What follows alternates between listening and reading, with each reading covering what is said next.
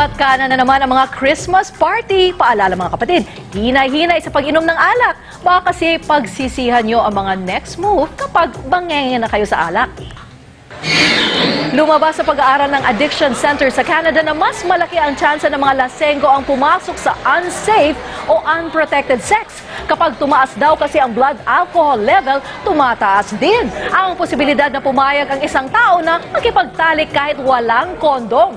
Ito rin daw ang dahilan kung bakit nagiging risky ang behavior ng mga lasing. O mga kapatid, drink moderately.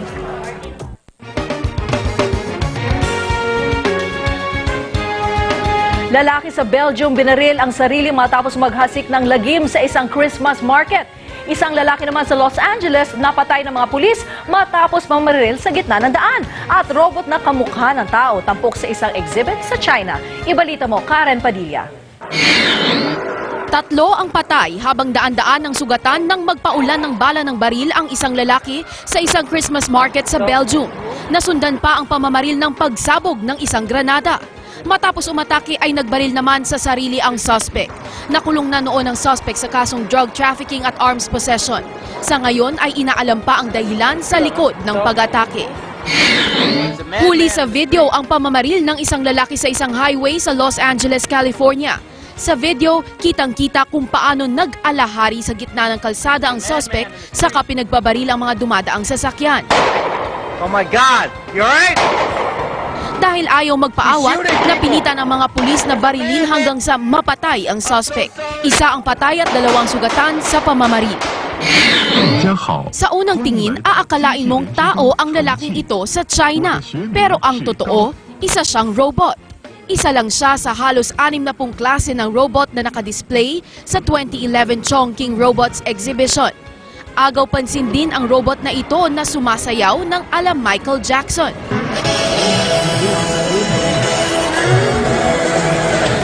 Parte ang exhibit na ito sa plano ng China na magtayo ng robot base doon. Karen Padilla, News 5. Habang nalalapit ang Kapaskuhan, patuloy ang pagsikip ng daloy ng trapiko sa mga kalsada ng Metro Manila. Kaya naman ang MMDA nagdagdag ng puwersa sa kahabaan ng EDSA para mabawasan ang init ng ulo ng mga motorista.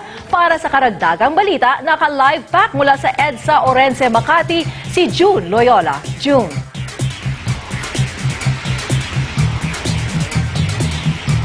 Amilin, bukod sa Christmas lanes, nagpakalat naman ngayon ng MMDA ng 500 constables o yung mga enforcers sa kahabaan ng EDSA para magsaayos ng daloy ng trapiko.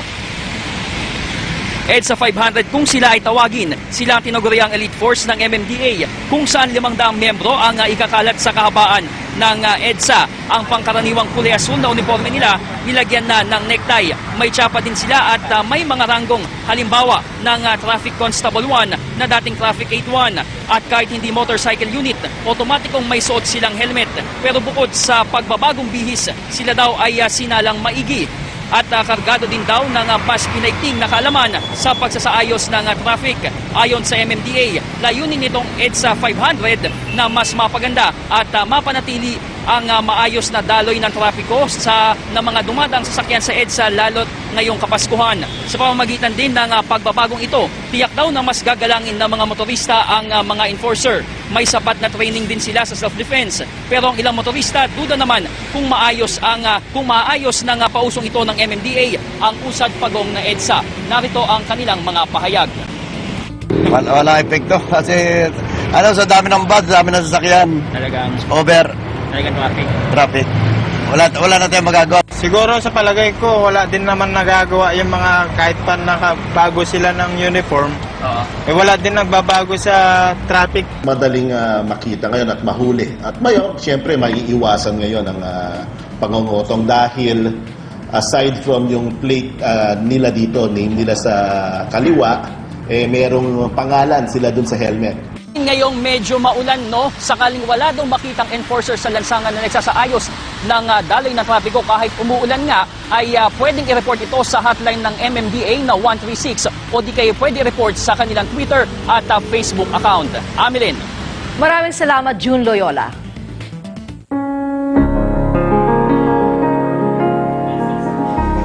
Ngayong araw ang ika-7 death anniversary ng tinaguriang hari ng pelikulang Pilipino na si Fernando Poe Jr. Kahit wala na si The King, masaya naman ang kanyang mga taga-suporta. Unti-unti na raw kasing nabibigyang linaw ang kaso ng umano'y pandaraya kay FPJ noong 2004 presidential elections. Para sa update, may live report mula sa Manila North Cemetery, si Edison Reyes.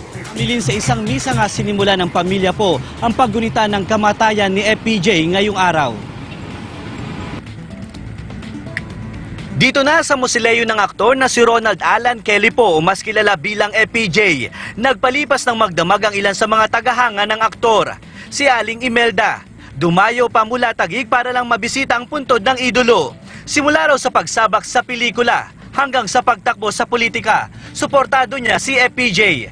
Sa alaala namin, sa puso namin, hindi siya naalis sa amin.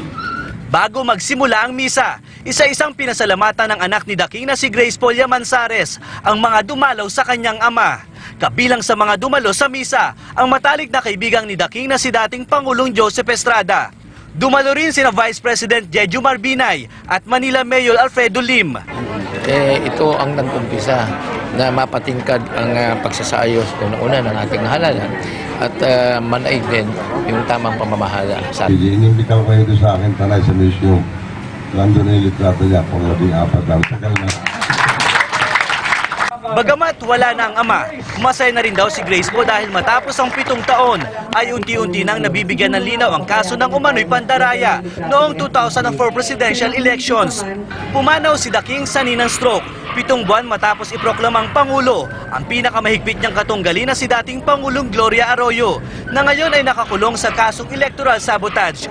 Dagdag ni Grace, hindi raw matatahimik ang bangungot ng nakaraan kung hindi matutuwid ng kasalukuyan ang kasaysayan. Hindi na kasi mabubuhay si FPJ, nandyan, yun na yung nangyari. Hindi na siya mauupo bilang Pangulo, pero sa tingin ko, meron pa tayong magagawa para magkaroon ng recognition. Hindi naman dumating sa misa ang may bahay ni FPJ na si Susan Roses. Gusto raw kasi muna nitong mag-isang pumunta sa puntod ng asawa. Amilin, matapos nga ang misa, hindi na rin naman nagtagal ang pamilya po dahil agad naman itong nilisan ang puntod ng kanilang mahal sa buhay. Sa ngayon, meron naman pang ilan-ilan na mga tagahanga ni FPJ ang nananatili malapit sa puntod ng kanilang idolo. Amilin. Maraming salamat, Edison Reyes.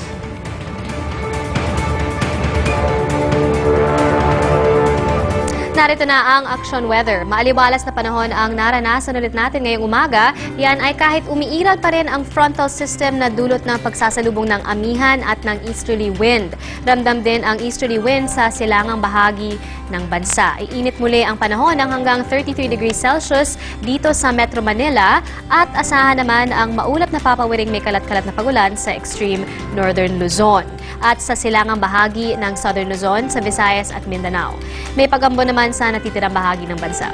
Samantala, isang tropical depression ang namataan papalapit ng bansa. Ayon sa ating Metro Weather Tracker, papasok ito sa Philippine Area of Responsibility ngayong gabi o bukas ng umaga at inaasahang tutumbukin ito ang Surigao, Cebu, Bohol, Negros, Iloilo at Palawan. Papangalanan nitong Sendong pagkapasok nito sa bansa. Mula dito sa Action Weather, ako si Leah Cruz.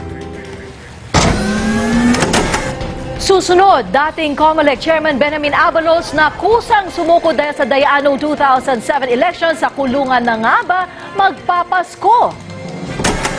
Nag-crash na light cargo plane sa Parañaque noong Sabado, pilot error nga ba o aberya sa makina? At sa ating kwentong kakaiba, sa Amerika si Bantay na taranta, binaril ang mismong amo niya.